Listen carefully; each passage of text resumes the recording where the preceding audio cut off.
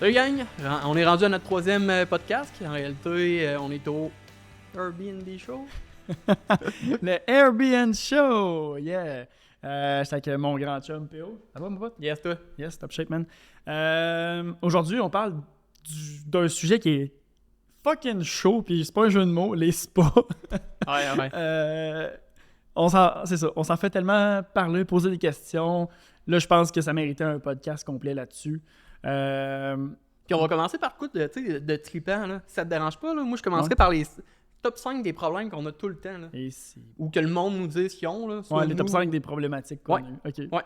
Faut vraiment mettre tout de suite... OK. J'étais pas trop préparé à celle-là, mais on y va, man. Numéro 5, l'ouragan Irma. Dans le fond, c'était en décembre l'année passée. Puis c'est drôle parce que j'étais là, c'était ma maison à Percé, maison locative. Il y avait des vents de genre 120 km/h. J'avais mis, tu sais, les couverts de spa, ça vient comme attaché avec des clips. Les couverts, les clips étaient attachés. J'avais mis des briques de béton aux extrémités du couvert. C'est pas des jokes, là. Les briques ont tombé. Le vent les a poussés, les briques ont tombé. Le vent a pogné comme dans le rebord du couvert. Les clips ont attaché, même, puis mon couvert s'est ramassé chez le voisin. Mais tu sais, c'était épouvantable. Il y avait des rafales genre à 150 km/h. Moi, ma blonde, on capotait la maison, craquait. Mais le couvert du spa s'est ramassé chez le deuxième voisin, dans le champ. C'était malade. Non, ça, c'est particulier. Le vent, les couverts... sans aller dans l'extrême... c'est important, c'est con, mais c'est important que le couvercle du spa soit un minimum attaché, pas nécessairement mettre des briques par-dessus des attaches, là, cause ça c'était... Il y avait un ouragan, il y avait une tempête tropicale qui s'en venait, là. C'est ça. Mais, ça arrive souvent si on a oublié l'entretien ménager, nous, les clients ont oublié de rattacher le couvercle du spa, qu'avec une bonne bourrasse de vent, surtout des endroits comme au Massif du Sud, c'est une vallée, là, que le vent pogne, puis tous les couvercles de spa qui sont mal attachés, ils volent tous un peu au vent, c'est-à-dire ils rouvrent tout, puis ils peuvent tomber à côté du spa sans décoller ça 2 rues plus loin. Numéro 4, c'était moi, en tout cas, celle-là, c'était quelque chose. Je sais pas si tu t'en souviens, c'était cet hiver où la coûte. Oui. La cliente nous appelle, puis il y avait clairement un bruit de pshhh. Elle nous avait filmé. Bref, un samedi soir, le spa qui se vide d'eau. Puis tu sais, ça arrive jamais dans la semaine. C'est tout le temps à la fin de semaine. Le spa, c'est pas fait pour briser la semaine quand il y a genre des réparateurs qui peuvent y aller. Ça brise le samedi. Tout le temps. Oh ouais, ou le vendredi soir, juste pour faire chier. C'est ça. Les spas, ça brise entre le vendredi 16h puis le lundi matin, genre, mettons, jusqu'à 8h. C'est tout le temps la même histoire. Mais bref, les clients capotaient. T'es assis dans le spa puis ils ont entendu tout s'est mis à arrêter de fonctionner. Ouais. Mais en réalité, c'était une plug sur la pompe du spa qui a popé out, genre de drain valve, puis le spa s'est vidé. Toute beauté. L'autre, je vais te laisser le raconter. Je sais pas si tu te souviens, c'était un des chalets qu'on avait à Entretien des Appalaches. L'eau était super belle. Oui. Puis l'eau est devenue... l'eau était cristalline, elle était magnifique, là. Tu veux aller dedans, là, comment elle était belle. Mon PO, il va là, il dit « Hey, Matt, check ça! » Il part les jets. Ah ouais, là c'était une catastrophe. Je pars les jets, là, je me dis... Au début, ça commence à mousser un peu. Je me dis « Bon, c'est correct, un peu de mousse. Le produit, il se mélange, c'est correct. » Mais là, plus que les secondes passent, pas les minutes, les secondes passent, plus que l'eau devient dégueulasse. Elle devient jaunâtre, verdâtre. Un verdâtre à la fin. Oh ouais, non, on voyait plus au travers. Puis en réalité, c'est ce spa-là, je pense qu'il y avait un problème c'est important de faire des nettoyages de tuyauterie, puis clairement, je pense qu'il était dû. Là. Oui, mais il y avait une histoire aussi, une mélange. Là. Le client, il utilisait du brome, puis il a switché au chlore, puis quand on en a parlé, c'était pas trop clair la réaction que ça... Mais je pense que le chlore tolère le brome, mais le brome tolère pas le chlore. Il y a quelque chose de même là, de chimie en arrière de ça. Mais selon le vendeur, c'était une des hypothèses de la problématique, mais sûrement que la tuyauterie était... Le spa-là, c'était vraiment le client qui le gérait à 100%, puis je pense qu'il gérait sans savoir comment gérer ça. C'est-à-dire, il mettait n'importe quoi. Il mettait les produits qu'il pensait bons. Ça a fait un bouillon de merde, là, finalement. Ouais, c'était malade. Le numéro 2 dans les top 5 des problématiques, ça, c'est une que j'ai vécue personnellement. Dans le fond, ben, j'étais en Gaspésie, puis je fermais mon spa. J'avais fermé mon spa pour l'hiver parce que, bon, il n'y avait pas assez de location l'hiver, tout ça. Fait que fermé le spa. Puis au printemps, j'arrive pour le restarter. Puis sans rentrer dans les détails, la façon que j'avais fermé mon spa, j'avais fait vraiment un bunker de bois autour du spa. Je l'avais recouvert. Puis au-dessus du bunker, il y a comme 2 planches de vénir 3/4. Puis dans le crack entre les deux, l'eau s'était infiltrée dans le crack des vénires quand ça a fondu. Puis ça a tombé évidemment sur le couvert du spa. Mais mon couvert du spa, il était fini, man, foutu en marde, là. Fait que là, ça s'est infiltré dans le couvert. Puis là, le spa s'est rempli d'eau. Pendant le mois de novembre, mais ça, c'est mon hypothèse, là. Pendant le mois de novembre, probablement, décembre, c'est rempli d'eau. Puis là, quand je suis arrivé au mois d'avril, je décrète le spa, je rouvre ça. Hey man, il était gelé. Il y avait un bloc de glace complet. Là, j'étais comme, il est pété. C'est sûr, il est foutu. Il est pété. Fait que là, j'essaie de réfléchir 2 secondes à ce que je vais faire. Fait que finalement, je regarde la tuyauterie, ça a l'air comme correct et tout ça. Là, bon, je me dis, je commence à mettre de l'eau dedans parce qu'en réalité, il était pas plein, tu sais, il s'était rempli, puis il avait formé un gros bloc de glace qui avait peut-être rempli, je dirais, le tiers du spa. Fait que là, je l'ai rempli, puis j'ai essayé de percer la glace avec une perceuse, mais là, je m'enlignais pour briser le spa, fait que là, j'ai arrêté tout ça, fait que là, je l'ai rempli d'eau, je me suis dit, ben, probablement que la calotte de glace, genre, va probablement décoller, ou je sais pas trop. Hey, man, je remplis le spa, je pars le breaker, genre, je me dis, c'est sûr que tout va péter. Finalement, il y a des bulles qui se mettent à sortir de partout. Puis là, il y a comme des jets qui poussent dans le fond du spa, qui aspirent. Puis là, je vois que l'eau circule à travers le bloc. Puis ça se faufile un peu comme. Je sais pas trop, en tout cas, fait que puis là, je vois qu'il n'y a pas de code d'erreur. Il marche. Puis, ce spa-là, il est très, très de base, mais genre, c'est un tank, là. Il brise jamais. Puis là, à un moment donné, j'en reviens 1 heure plus tard, la calotte de glace, elle flottait au-dessus du spa.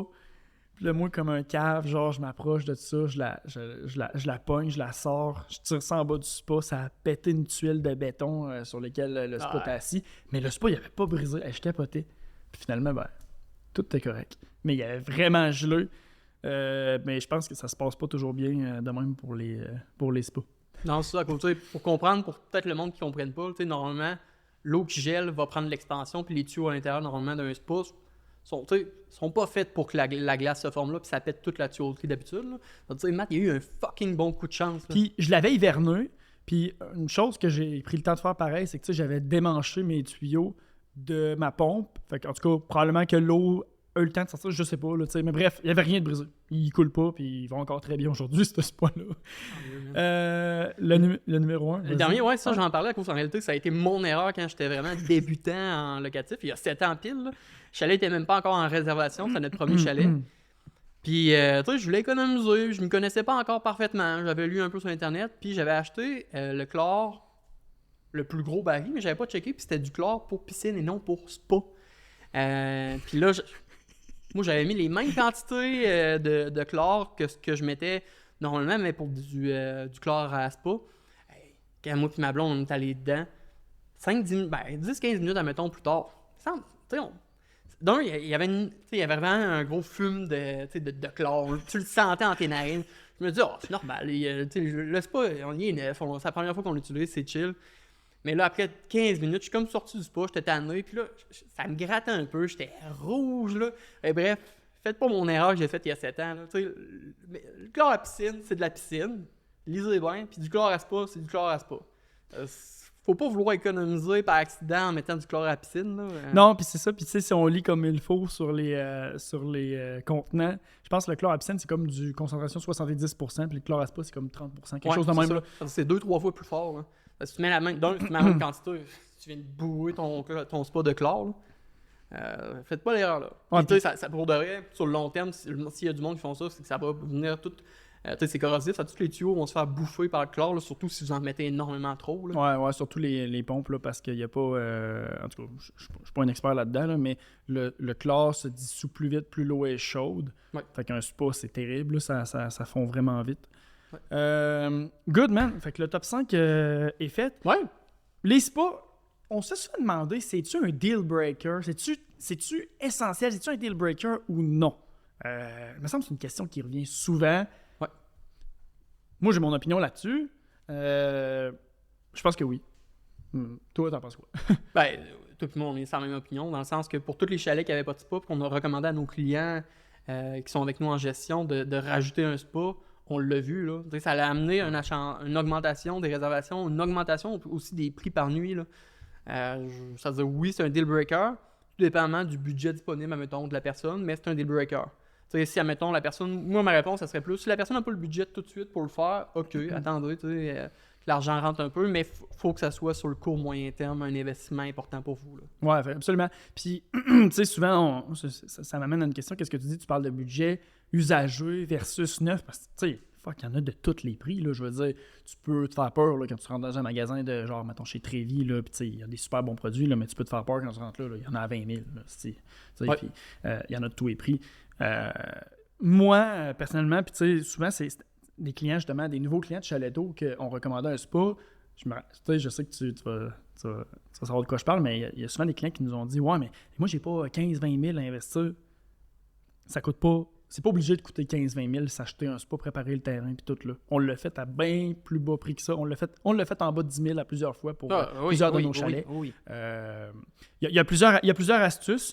Quoi acheter, où acheter, ça dépend vraiment. T'sais. Honnêtement, je pense qu'un spa neuf, t'achètes la paix. Ouais. Ça coûte plus cher. Mais tu peux le faire financer. Puis ultimement, les intérêts sont déductibles d'impôts. Fait que ça, c'est une belle option. Mais il y a aussi l'option, il y en a plein à donner. Il y en a souvent à donner. Fait que de checker ça sur Marketplace, de voir, OK, quelqu'un parle d'un spa à donner, mais souvent, c'est genre aller le chercher, c'est pour débarrasser. Ça peut être une belle option à regarder. Bien souvent, quand vous regardez pour des spas usagés, puis je ne prétends pas être un expert en spa, mais regardez ce qu'on appelle en fait, il y a la pompe, puis la carte mère, ce qu'on appelle le spa pack. Dans le fond, c'est comme l'électronique. Vérifiez que le pack spa, il est bon, qu'il n'y a pas genre des courts-circuits dedans partout, qui est propre, que le tableau de bord est propre, puis les pompes. Mais tu sais, les pompes, ça se répare, ça s'entretient, tu peux changer les bearings, les trucs, puis ça, tu fais affaire avec des experts pour ça, là, puis ça coûte pas une fortune. Fait que la pompe, puis la plomberie, ultimement, qui est à vérifier, là, qui coule pas, je pense que c'est des trucs à vérifier quand tu veux avoir un spa usagé. Mais c'est sûr qu'un spa neuf, ça vient avec la tranquillité d'esprit. Mais tu sais, nous, on a fait les deux en réalité. Ouais. Pour nos gros chalets, Jungle puis LGB, les Grands Bois, on a pris des spas neufs pour pas se casser la tête. Ouais. Puis pourtant, même au début, on avait essayé un spa usageux. On a vraiment voulu pas se casser la tête. On est allé dans des spas neufs par la suite. Mm-hmm. Mais notre chalet où la coûte, on a mis un spa usagé. Puis, man, ça a été vraiment. Aussi, ça a été un bon coup. Là, ouais. Parce que tout de suite, dès le début, on a envoyé quelqu'un pour vraiment qu'il vienne faire un check-up, qu'il vienne faire des réparations pour tout de suite rendre le spa optimal. Le spa nous avait coûté vraiment pas cher. Là. Je pense que c'est une histoire de 1000-2000$ que ça n'avait coûté environ. Puis on a mis un autre 1000$ pour être sûr que le spa était bien reconditionné, que tout fonctionnait. On avait vu quelques problèmes qui étaient mineurs. On a mis un autre 1000, peut-être 1100$ environ. Pour 2000 environ 200 au total, là, on avait eu un spa qui fonctionne parfaitement là, depuis, là, qui est neuf, puis on n'a aucun problème. Là. Puis pour revenir sur un point tantôt, tu as souvent énuméré qu'on peut mettre un spa sur une dalle de béton. Ça, c'est sûr, c'est optimal. Si tu mets ton spa sur une dalle de béton, tu n'auras jamais de problème, il ne va jamais bouger un peu. Mais une dalle de béton, ça coûte quand même un peu plus cher. Tout dépend de la grosseur de dalle de béton que tu fais. Ça va coûter, je dis un chiffre au pif, 3000. Ça dépend, mais c'est ça. Mais oui, parce que là, il faut que tu fasses faire ton excavation. Il faut que tu fasses compacter ton matériel. Après ça, tu fais coffrer, tu fais couler. Juste faire venir le Redemix puis tout, calcule un 800$, 1000$ peut-être, versus tu peux faire ce qu'on fait beaucoup. Oui, ce que nous, on fait beaucoup. Puis en réalité, c'est sûr que sur le long terme, il va y avoir du travail, il va y avoir de l'ajustement à faire, mais peut-être une fois ou 5 ans, je dirais, mettons. Quand c'est bien fait, quand le fond est vraiment bien fait, ton excavation est bien faite, tu ne retouches pas à ça. Nous, dans nos chalets personnels, on ne se casse pas la tête. On vient compacter le sol, on s'assure qu'il soit clean cut. On met de la poussière de pierre, on recompacte ça pour être sûr que c'est clean cut. Puis après, on met juste des petites dalles de... pas de béton, là, des dalles de... des tuiles extérieures, en réalité, des genres de tuiles en ciment. Tu peux acheter ça en toute bonne quincaillerie qui se respecte. Moi, je vais vous donner un truc, achetez-le le plus gros possible, là, parce que d'un, à mettre au niveau, c'est beaucoup plus simple que d'acheter des petites tuiles de 1 pied par 1 pied. Puis idéalement, tu sais, les spas, quand tu te fais un 8 pieds ou un 9 pieds par 9 pieds, 10 pieds par 10 pieds, c'est en masse pour faire une belle dalle pour venir asseoir ton spa, ça fait un job. Puis oui, ça coûte moins cher qu'une dalle de béton, mais la dalle de béton, ça reste. C'est la tranquillité des spas. Ben, c'est ça. Mais quelqu'un qui a vraiment de l'optique, qui n'a pas beaucoup de budget, qui veut pas trop investir, tu sais, finalement, l'histoire-là de venir compacter, de mettre des petites dalles de céramique, c'est le meilleur marché. Oui, puis tu sais, je pense que c'est pas juste de pas avoir de budget ou whatever, parce que dans le fond, nous, on a fait ça à quand même beaucoup de nos unités locatives, puis c'est juste parce que ça coûte moins cher. Puis qu'on aime ça travailler, puis nous-mêmes. Ouais, puis c'est bon pareil. Ouais. Je veux dire, c'est quand même très bon. Une autre question qui revient souvent. Bon, le modèle, quoi acheter comme modèle, où l'acheter, est-ce que, tu sais, puis là, comment vous arrangez votre... je pense que le terrain, on vient d'en parler un peu, là, on a répondu pas mal à cette question-là, mais l'électricité, bon, tu sais, quoi acheter... Il y en a de toutes les marques, là. Ouais. Puis, comme je dis, je suis vraiment pas un expert là-dedans, mais bon, il y a Jacuzzi qui est super bon. On voit beaucoup au Québec, puis je veux vraiment le brancher parce que je tiens à dire qu'on n'a pas de partenariat avec eux, mais c'est vraiment, moi je trouve que c'est un excellent produit. Les Spa Pack Gecko, donc c'est fabriqué au Québec. Les pièces sont faciles à trouver quand ça brise. On a ça dans beaucoup de nos spas. En fait, ou la Côte, on a ça, je suis plus sûr. Oui, ou la Côte, on a ça. Je l'ai aussi à Maison Bellevue. Maison Bellevue, qui est son chalet en Gaspésie locatif, là, juste pour clarifier. Puis, c'est ça.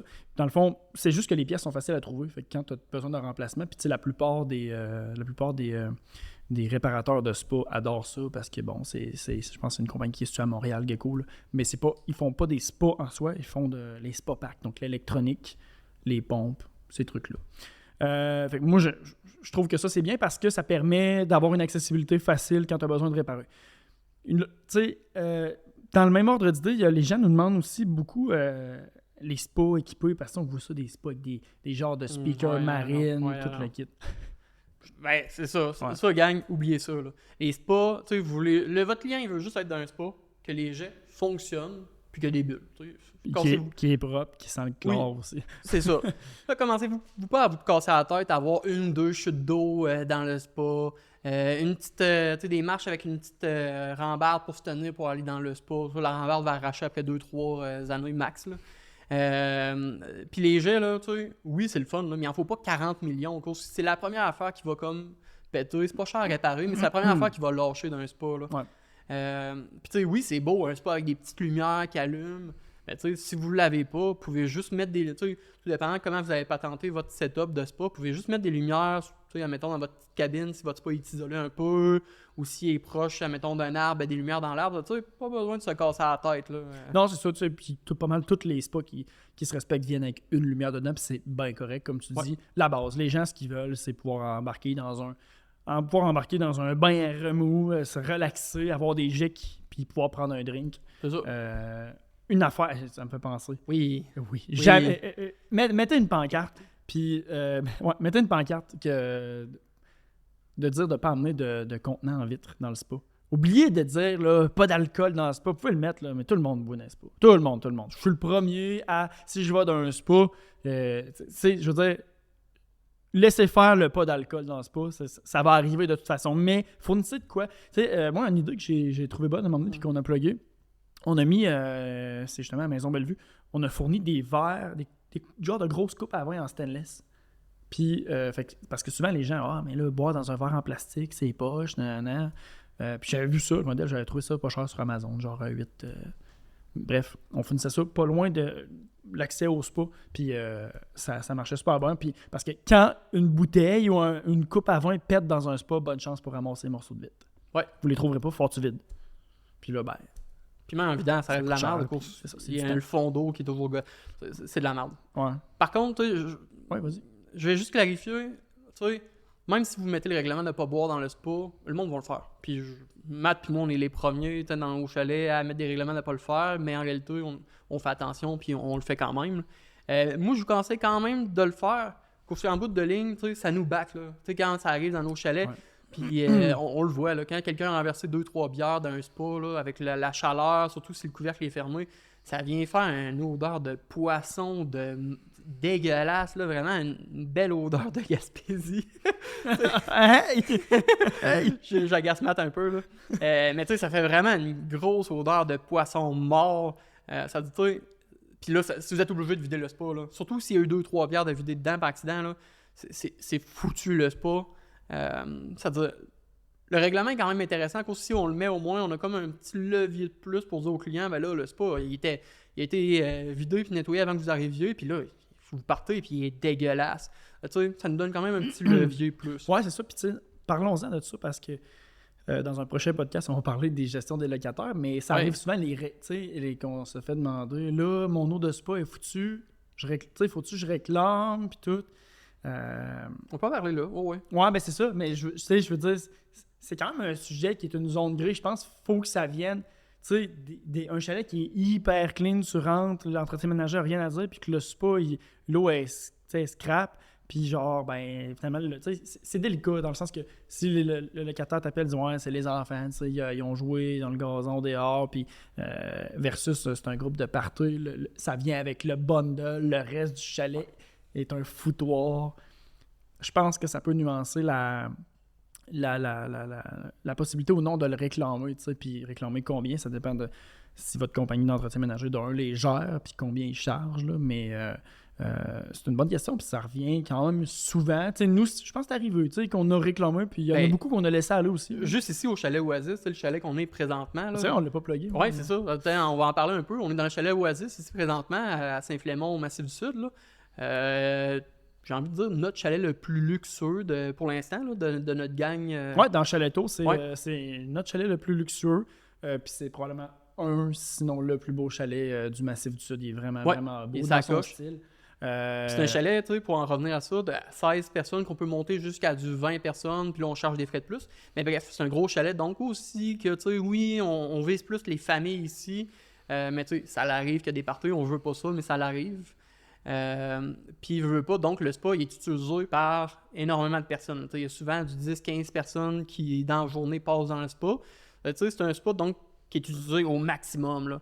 C'est sûr, si on vient de vider l'eau, on le sait, mettons l'entretien de ménager nous le dit, on a vidé l'eau, puis là le groupe est parti, puis quand on est arrivé, le spa était cochonné, ben là c'est sûr qu'on charge de quoi. Là. Ouais. Puis on charge de quoi selon ce que ça nous coûte. On n'essaie pas de commencer à se faire de l'argent sur le dos du client, notre mentalité c'est vraiment pas ça. Là. On va charger vraiment ce que l'entretien ménager va nous charger de plus pour changer puis refaire tout renettoyer le spa. Ça dépend toujours. Des fois, c'est juste ils vident le 3/4 du spa au complet, puis ils font juste le changer, mais des fois, ça nécessite vraiment des nettoyages de tuyaux. Ça dépend toujours. Là. Parfois, ici, le contraire, c'est que le spa, ça fait un mois qu'il n'y a pas eu le gros nettoyage, vidage. À chaque fois, il ne veut pas l'entretien ménager entre chaque groupe, il l'entretient, mais il n'y a jamais eu de gros vidage. Dépendamment de toute la saison puis le nombre de voyageurs qui passent, parce que ça arrive qu'il y a moins d'affluence. Je parle du mois de novembre, le mois des morts, on va se le dire. Oui. C'est plus tranquille. Là. Oui, mais c'est ça. Mais si pendant un mois, il y a eu genre 6 groupes, ça se peut que votre 7e ou 8e groupe qui a passé dedans, finalement, après eux, vous le changez.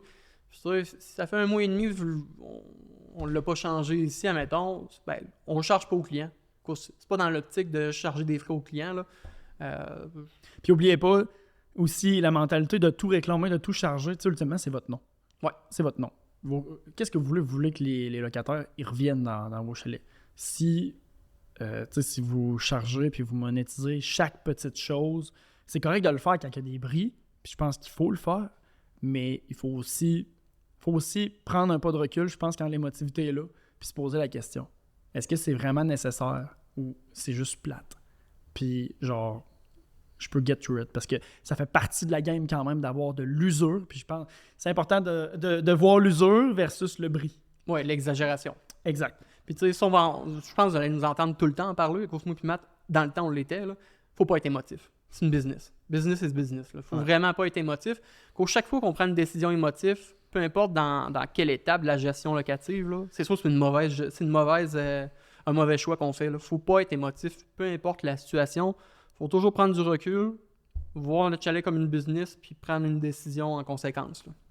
tantôt, on parlait de l'eau souillée, puis j'ai envie de donner un petit truc là, qu'on a développé avec le temps, puis surtout avec nos compagnies de ménage. Les filtres, il faut les nettoyer en chaque réservation. Nettoyez vos filtres. Passez-les un bon jet d'eau tiède, même chaude, là, passez vos filtres, nettoyez-les comme il faut. Puis, une affaire qui fonctionne bien, tu sais, que ici, Mélanie, dans le fond, demande qu'elle fasse entre les... Mélanie, c'est la compagnie de ménage, oui, excusez, on plug Mélanie comme si tout le monde la connaissait. Là, mais, Ouais, c'est ça. dans le fond, elle, ce qu'elle fait, c'est, tu sais, on laisse des 5 gallons, puis il y a du produit qui existe, là, si jamais vous ne le savez pas, du produit, c'est une solution de trempage pour les filtres. Fait que là, ce qu'on fait, nous autres, c'est que le propriétaire achète, mettons, 4 filtres. Le spa en a 2. Fait que les 2 salles, l'entretien ménager les sort, il les rince à l'eau, bien fort. Ils vont les mettre dans le 5 gallons que la solution de trempage déjà dedans. Ils les laissent tremper, ils sortent les 2 autres qui ont trempé dedans peut-être une semaine de temps depuis l'autre réservation. Ils font juste les passer à l'eau, ils remettent ça dans le spa. Merci, bonsoir. Ils sont blancs, nets. Ça ramène des filtres. Puis là, tu fais toujours cette rotation-là. Fait que tu te retrouves finalement à vraiment moins de faire chier. Là, quand tu rinces tes filtres, là, c'est rough. Puis c'est quand même... Toutes les filtres, c'est vraiment plein de petits... petites lamelles comme de papier. Là, de papier, ouais. Ouais, c'est ça. Puis ça garde vraiment la cochonnerie. Fait que le filtre permet de désagréger tout ça. Fait que quand le filtre met la solution de trempage. Fait que la solution de trempage désagrège tout ça. Tu rinces, ça part tout seul. Fait que je trouve que ça rend l'entretien vraiment plus facile. On le faisait avec Entretien des Appalaches. Là. Puis c'était une bonne idée. Ouais, puis ça fait survivre les filtres plus longtemps. Donc ça coûte moins cher d'entretien sur le long terme. Là. Ouais, c'est ça. Puis dépendamment du modèle, ils peuvent coûter assez cher, les filtres. Parce que, mettons, tu vas chez Canac, il n'y a pas tous les modèles. Fait que, ouais, il y a un petit peu de mouche. Bon, il y a un autre point qu'on se fait, je trouve qu'il est un bon concern à avoir, c'est est-ce que le spa, on le couvre-tu via un gazebo ou bien on le laisse en plein milieu de la nature. C'est air free, c'est ça, justement, en pleine nature. Je pense que ça dépend du setup. Tu sais, nous autres, vois-tu, mettons, au Grand Bois, il est dans tout le gazebo, mais au jungle, il est comme semi-couvert. Il est semi-couvert. Tu sais, le toit de haut le couvre, puis le mur sur le côté, mais il n'est pas couvert à 100%. C'est ça. Je pense pas qu'il y a de bonne ou de mauvaise réponse à la question-là. Là. Tout dépendamment du chalet, du secteur, de l'emplacement. Tu sais, notre petit chalet, mettons, où la coûte, on met pas de gazebo. Ici, en réalité, ce qui est le fun, par contre, ici, au chalet Oasis, il n'y a pas de gazebo dans le sens que les murs sont pas fermés, mais il a quand même fait un extension son toit, ouais. Oui, c'est ça, il a extensionné son toit. Ça je pense, c'est comme le meilleur entre-deux. Mettre un gazebo complet puis mettre fermé, des fois, sauf si c'est vraiment pour de l'intimité, des fois, c'est un peu trop, mais que le monde puisse l'utiliser en hiver, puis surtout, en réalité, tu n'as pas besoin de déneiger le spa-là l'hiver à cause qu'il y a un toit par-dessus. Ça, c'est quand même un gros plus. C'est-à-dire, je pense que le best, c'est oui de le mettre couvert ou semi-couvert, mais pas nécessairement qu'il soit fermé d'un gazebo, tout dépendamment de l'intimité qu'on veut aller chercher. Là. Mais tu sais, comme ici, c'est le setup. C'est le setup parfait, mais ça coûte cher. Ça coûte cher faire l'extension du toit et tout. Puis là, même Patrick, notre client qui est propriétaire du chalet L'Oasis ici, il a même fait couler une dalle de béton. C'est ça, le setup est A1. Ben, c'est ça. A1. Mais bon, quand tu le mets dans le coût de la construction, je pense que c'est une affaire à faire justement dans le coût de la construction, de le mettre dans la conception, de la construction. Parce que justement, il était là, puis le Redemix était là, il a pu couler le béton, il a pu faire son extension de toit. C'est vraiment bien pensé, mais c'est sûr que c'est plus. Ça coûte plus cher. Faut que tu prévois du cash en conséquence. Ici, oui, c'est ça. Puis ici, ça, Pat a été wise à cause dès le début, quand il construisait, il a pensé à l'enjeu là. Ça veut dire ça. On est vraiment content de maintenant pouvoir gérer le chalet. Là, à cause, ça a été bien pensé dans la construction. On n'a pas dû gérer des problèmes après construction. Là, tu aurais dû faire telle affaire. On va essayer de trouver un moyen ensemble. Non, ça, c'est trippant ici. On a abordé un peu le sujet. Tantôt, tu parlais... je sais pas si c'était moi qui le disais. On va parler des spas, de le financer, de l'acheter neuf, usagé. Puis c'est une question, je trouve, qui revient souvent. Vos spas, les achetez-vous neufs, les faites-vous financer, faites-vous pas financer? C'est une question très fiscale, mais puis ça dépend tellement de votre réalité. Mais l'avantage d'avoir un spa neuf financé, c'est que les intérêts sont déductibles d'un dépense, mais c'est sûr qu'il vous coûte plus cher. Puis même, des fois, tout dépendamment du deal que tu as avec le commerce, ça se peut que tu n'as pas mis beaucoup de mise de fonds pour ton spa. Ils te demandent genre, mettons, 1000$. Des fois, ton chalet t'a coûté beaucoup. Meubler ton chalet, ça t'a coûté beaucoup. Des fois, donc, ça devient intéressant de ne pas devoir acheter un spa usagé, mettons, à 3000, puis juste le faire financer, puis juste mettre, mettons, une mise de fonds de 500 dessus. Ça dépend donc toujours de la situation un peu de la personne. Ouais, c'est ça. Puis de où tu le prends. Tu sais, comme nous autres, on les a pris. Il y a Club Piscine Trévis dans le coin qui en vendent. Là. Hey, salut les mouches. Good. Puis une autre affaire qui revient souvent par rapport au spa, PO, le chlore versus le brome. Quelle molécule choisir? Parce que ça, bon, on l'a pas dit, mais tu sais, dans le fond, excusez la mouche. Le chlore, le brome, dans le fond, c'est les. Ça cause ton odeur, les mouches. Oui. Tu sens la merde. Oui! Oui! Ben, le chlore versus le brome, dans le fond, c'est le. J'ai juste le terme anglais, c'est le sanitizer, là, dans le fond, c'est ce qui tue les bactéries. Là. Oui. C'est deux molécules qui sont différentes. Mettons, toi, qu'est-ce que t'en penses? Qu'est-ce que tu dirais de ça? Là? Nous, tous nos chalets, tous nos chalets en partant, on va le dire, sont au chlore, mais il y a quand même des avantages et des désavantages à chacun. Oui, mais notre mentalité à toi et à Matt, puis j'avais moins la mentalité dans le temps, mais plus quand je t'ai connu, ma mentalité, elle a vraiment assez focalisée sur la tienne. C'est du chlore de oui. Comme à la longue, tu me l'as appris, en bout de ligne, ça coûte moins cher de produits quand tu gères juste au chlore, puis tu le balances avec tes autres produits, mais que ta gestion principale, c'est vraiment que tu le gères au chlore. Oui, tu vas venir jouer avec tes autres produits, ta dureté, ton alcalinité, ton pH- ou pH+, pour venir bien balancer ton eau du spa. Mais au chlore, en bout de ligne, ça coûte beaucoup moins cher que quand... en tout cas, nous, personnellement, on pense ça, là, puis on n'est pas des experts en spa, comme on s'est dit, mais à date, nos expériences personnelles, ça nous mentionne, qu'en réalité, les spas au brome, en bout de ligne, là, dans du locatif, tu vas changer ton spa souvent, surtout dans des gros chalets. Là. C'est sûr, si vous avez un petit chalet à 4 personnes, peut-être que là, le brome pourrait devenir intéressant. On n'a jamais voulu encore tenter l'expérience. En réalité, c'est que le brome se dissout moins rapidement. Est-ce que je t'ai vu ça? La petite bouche! Mais le brome se dissout plus lentement que le chlore. Puis il coûte un peu plus cher à l'achat. Je pense que pour du résidentiel, ça peut être peut-être une meilleure option que le chlore. Ah oui. Du résidentiel, oui. C'est ça. Oui. Mais un spa locatif, personnellement, je vois beaucoup de gens utiliser le chlore. Ça coûte moins cher. Puis comme PO l'a mentionné, on se retrouve à changer l'eau quand même beaucoup plus souvent que si c'est ton spa que tu fais attention. Parce que les recommandations de base, c'est de se laver avant d'aller dans le spa. Y a-tu pas un locataire qui fait ça entre toi et moi? Il n'y a pas aucun locataire qui calisse de nous. Ah oui, ben tu sais, puis c'est normal, là, au prix qu'ils payent, ils s'en vont dans le location. Ils s'en vont profiter puis se détendre, tu sais. Mais prendre une douche, tu sais, puis c'est ça les recommandations. Puis on l'écrit puis on le dit, mais il y a très peu de locataires qui suivent cette recommandation-là. Mais bon. Puis en parlant de ça, gang, n'investissez pas dans les gadgets que des fois j'ai. Même il y a un coup, j'ai hésité. Les douches extérieures? Oui, c'est ça, les douches extérieures. Bullshit. C'est de la grosse merde. Ça marche mal. Le monde ne veut pas utiliser ça. Oubliez ça, là. Achetez pas ça, là. C'est une perte d'argent. Puis le monde ne va pas le faire. C'est une perte d'argent, puis ça sert à rien. Période de questions. Parfait. Good. J'ai un petit pot. C'est moi le prochain. Oui, vas-y.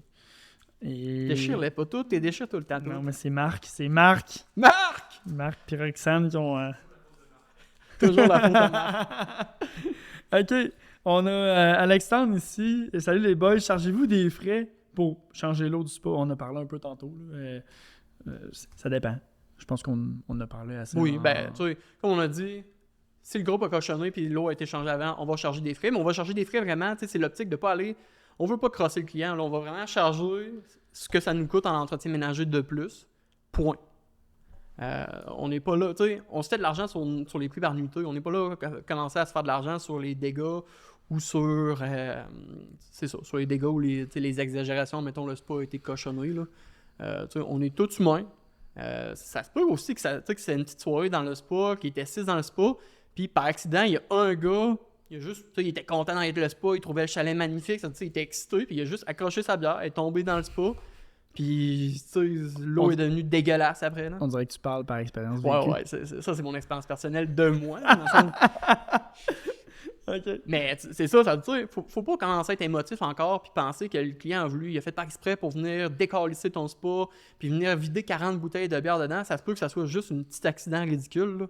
Là. Ça dit tout ça. Pour ça, notre mentalité à nous dans Château, c'est tu charges le prix que ça te coûte, point, rien Mais d'autre. petit aparté, tu te souviens, notre employé dans Entretien des Appalaches, Eric, Oui. qui disait qu'il avait été faire nettoyer un chalet, puis je veux pas nommer le nom du chalet parce que je l'ai en tête, puis en tout cas, bref. Il avait été nettoyer un chalet à Saint-Philémon, au village, puis là, Eric, il dit « Là, les gars, le spa, vous allez charger des frais. » Il était vraiment fâché, puis avec raison, parce que il avait vu le voisin qui faisait vraiment un champagne shower. Là.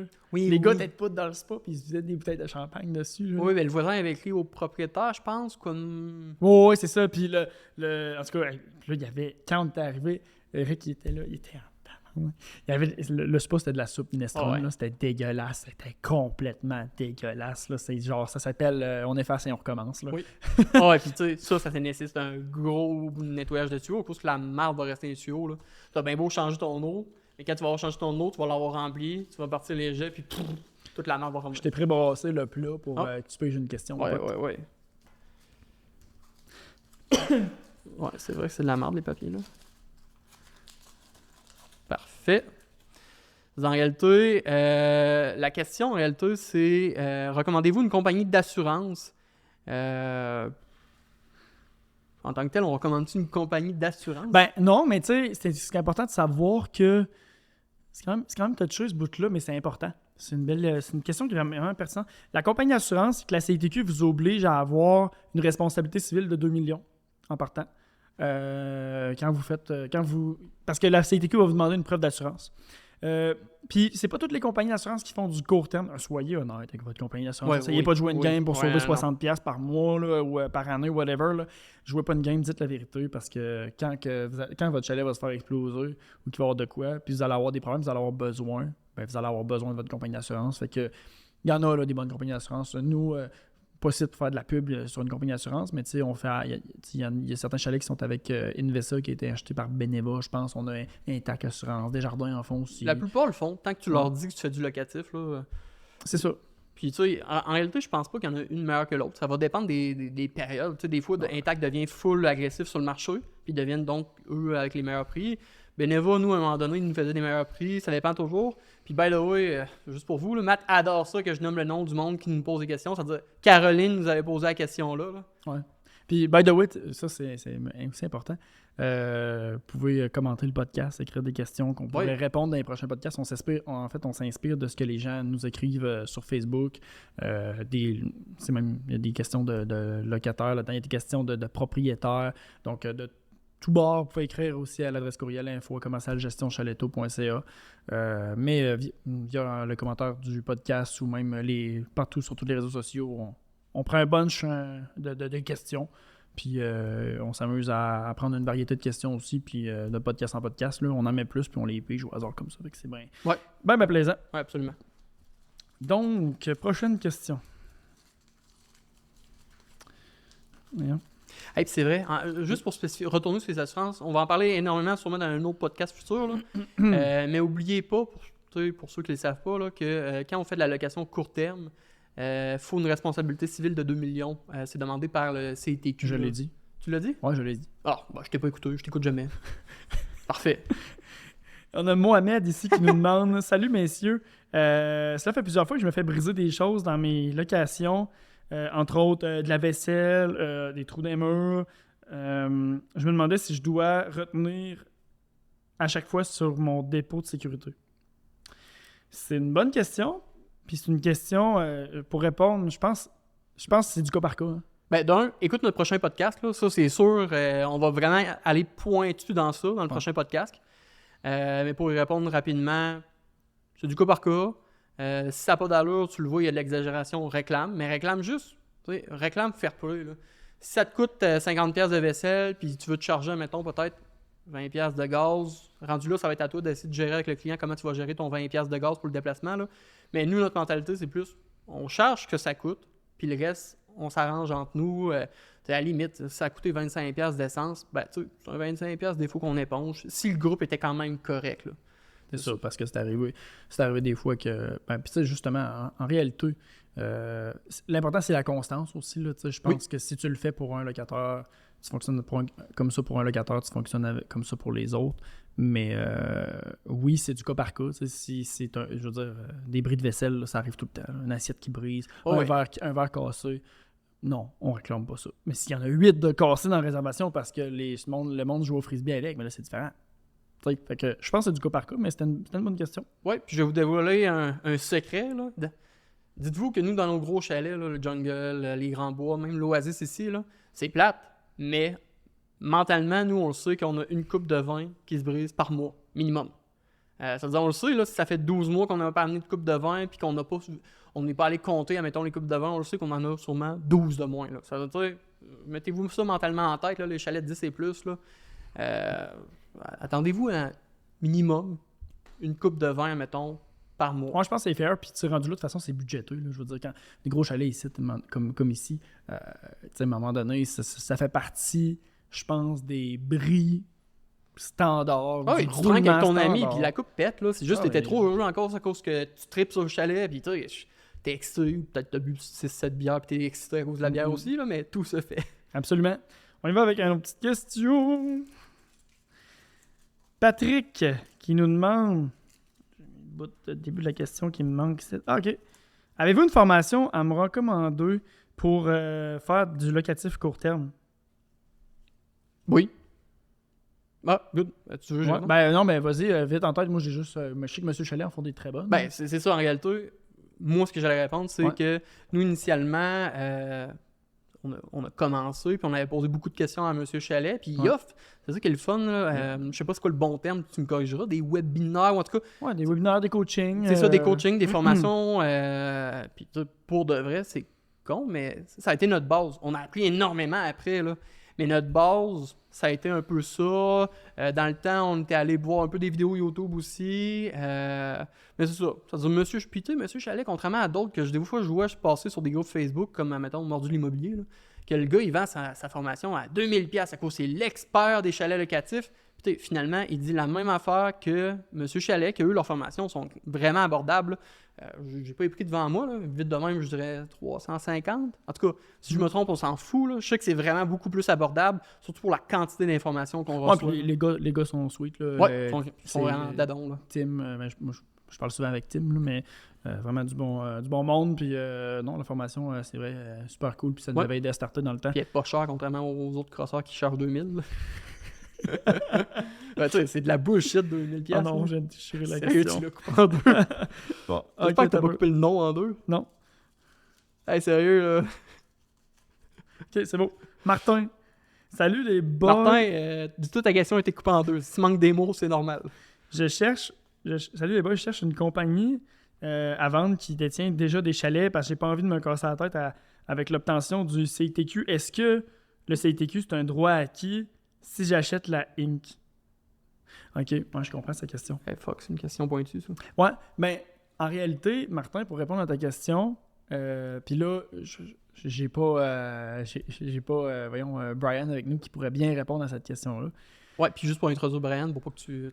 Brian, qui est en réalité notre avocat dans Chaletto, qui nous conseille juridiquement souvent. Exactement, qui travaille chez Kane Lamar, mais qui est vraiment l'avocat officiel pour Chaletto, puis qui nous aide dans tous nos trucs légaux.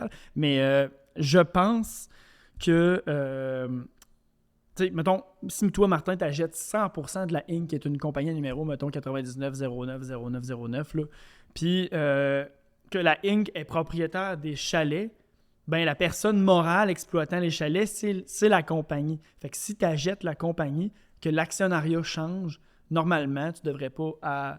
Puis là, je dis ça sous toute réserve. Je le dis bien sous toute réserve, Brian, écoute. Mais selon moi, tu n'as pas à refaire les demandes de CTQ parce que l'exploitant, c'est la compagnie et non la personne qui détient la compagnie. Donc, c'est sûr que oui, tu sauves du temps. Par contre, il y a bien des gens que c'est leur gestion de portefeuille, leur portefeuille de gestion, donc leur compagnie numéro personnel qui vont être propriétaires du chalet. Mais oui, si tu es capable de trouver une incorporation qui est, mettons qu'il y a un actionnaire ou deux actionnaires, puis toi, tu achètes 100% de l'actionnariat, puis ben, c'est sûr, selon moi, tu n'as pas à changer le numéro de CTQ parce que la compagnie est vraiment l'exploitant et non pas la personne qui détient la compagnie. Ouais, puis en plus, là, je viens d'y penser, là, je pense qu'en faisant, ben même je suis sûr à 95%, mais Ouais. à la limite, tu sais, si vous pensez que je me trompe, dites-le dans les commentaires, là, écrivez-nous, dites-nous-le, là. Mais je pense que même en achetant en compagnie, comme Mathieu a dit, l'exploitant ne change pas. Tu viens sauver ta taxe de bienvenue avec, là. Parce que la personne qui détenait le chalet reste le même, là. Dites-nous-le dans les commentaires si on se trompe, là. Écrivez-nous, peu importe, gênez-vous pas, là. Non, mais je pense que tu as raison.